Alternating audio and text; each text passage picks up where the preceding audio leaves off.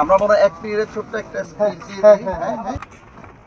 আপনারা সকলেই জানেন যে বিজিবি এই সীমান্ত রক্ষার পাশাপাশি আমরা এই স্থানীয় জনসাধারণের স্বার্থেই তাদের সাথেই মিশে আছি, তাদের স্বার্থেই আমরা কাজ করি। আমরা এই বিভিন্ন জনসাধারণের জনহিতকর কার্যক্রম, যেমন শীতবস্ত্র বিতরণ, তারপর হচ্ছে মেডিকেল ক্যাম্পেইন আমরা নিয়মিতভাবেই করে থাকি।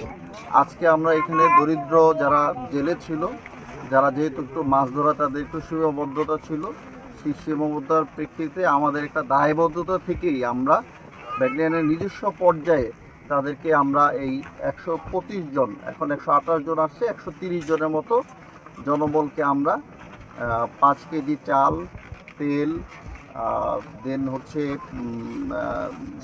চিড়া, মুড়ি, এই খাদ্য সামগ্রী সহায়তা প্রদান করেছি। আমাদের এই সাহায্য করার মানে প্রক্রিয়া এটা অন্যান্য বিউপিতে আমরা চালু করব।